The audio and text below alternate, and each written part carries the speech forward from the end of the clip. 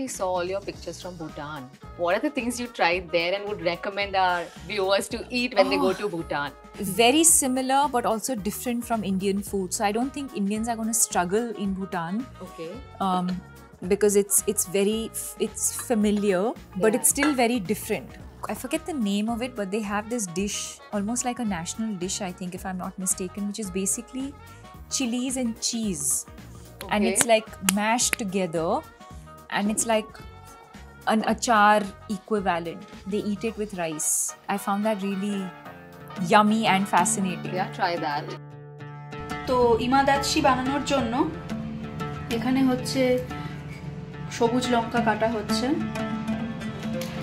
এখানে কিছু অলরেডি কাটাও আছে, কেটে জলে ভিজিয়ে রাখা আছে। এরকম এই মাঝখান থেকে চিরতে হবে।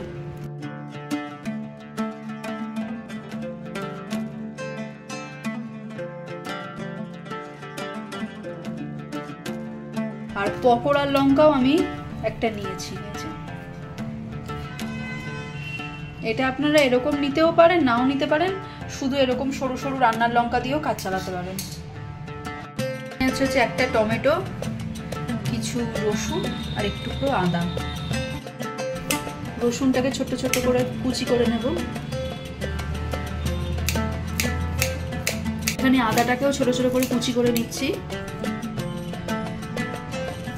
আদা কিন্তু খুব সামান্যই লাগবে। এখানে টমেটোটাও কেটে নিয়েছি, বা টমেটোটার যে বীজটা থাকে সেটাও কিন্তু আমাদেরকে বের করে ফেলতে হবে, তারপরে এরকম ভাবে কেটে নিতে হবে। এটার জন্য আর লাগবে হচ্ছে বাটার, আর লাগবে হচ্ছে চিজ। গরম হয়ে গেছে, এবারে আমি এখানে দিয়ে দিচ্ছি বাটার। বাটারটা গলে যাওয়া পর্যন্ত একটু ওয়েট করতে হবে, একটু নাড়াচাড়া করে নেব যাতে বাটারটা গলে যায়। এই পুরো রান্নাটাই আমি বাটারে করছি।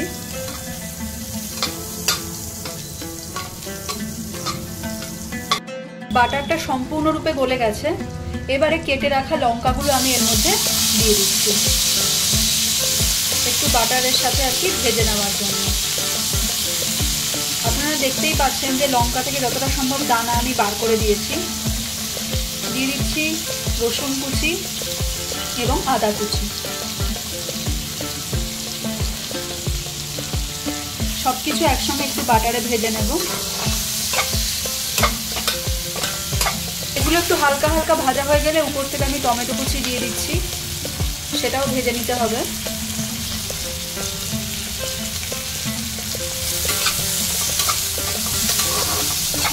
এটাকে দেখতে কিন্তু বেশ কালারফুল লাগছে। আপনারা একটু সময় ধরে ভেজে নেবেন যাতে এগুলো একটু নরম হয়ে যায়, ততক্ষণ পর্যন্ত একটু ভেজে নেবেন। খানিকটা ভাজা ভাজা করে নেওয়ার পরে এবারে আমি দিয়ে দিচ্ছি হচ্ছে জল। প্রায় 1.5 কাপ মতো জল আমি এখানে দিয়ে দিলাম। ঢাকা চাপা দিয়ে দেবো একটুখানি নরম হয়ে যাওয়ার জন্য। ঢাকনাটা তুলে নেব। এই লঙ্কা টমেটো এগুলো অনেকটাই নরম হয়ে গেছে, আর জলও তো ফুটছে। এই অবস্থায় আমি চিজ স্লাইস দিয়ে দেব। আমি 3টে চিজ স্লাইস ব্যবহার করছি।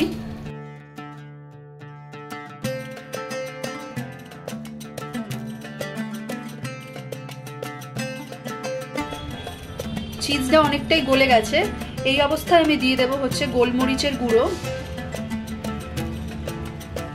ওই 1 চামচেরও কম আমি ব্যবহার করলাম, যেহেতু অলরেডি লঙ্কা আছে, অনেকটাই ঝাল হয়ে যাবে। আর এইবারে দিয়ে দেব হচ্ছে স্বাদ মতো লবণ। চিজে যেহেতু লবণ থাকেই, একটু একটু লবণ ভাব থাকে, তাই আমি এখানে খুবই 1/2 চামচ মতো লবণ ব্যবহার করছি, মানে খুবই কম।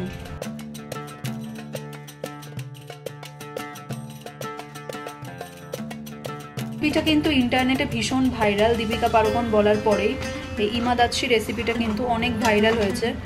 আমারও অনেক দিন ধরে ইচ্ছা ছিল এটা বাড়িতে তৈরি করে খাওয়ার, কিন্তু সেরকম আর সময় সুযোগ হচ্ছিল না। তাই আজকে যেহেতু আমাদের চিট ডে, তাই জন্য ভাবলাম যেটা বাড়িতে বানিয়ে দুপুরে খাওয়া যাক। এটা কিন্তু গরম গরম ভাতের সাথে খেতেই ভালো লাগবে।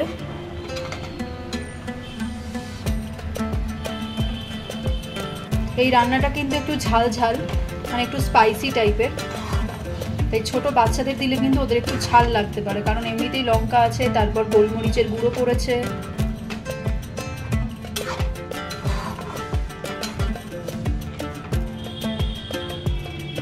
চিজ কিন্তু গলে অনেকটাই কম হয়ে গেছে এবং একটুখানি ঘন ঘন হয়ে গেছে। আপনারা চাইলে এরকমও রাখতে পারেন, বা যদি মনে করেন যে না আরেকটু ঘন করবেন, আপনারা সেটাও চাইলে করে নিতে পারেন। তবে ভাত দিয়ে যেহেতু খেতে হবে, খুব বেশি ঘন থাকলে কিন্তু আর ভাত দিয়ে খেতে ভালো লাগবে না। আমি এরকম ঘনই রাখছি। আমাদের যেহেতু ভাত খেতে অনেকটাই দেরি আছে, ততক্ষণে আরেকটু জমাটেটা বেঁধে যাবে। ঢাকা দেওয়া থাক।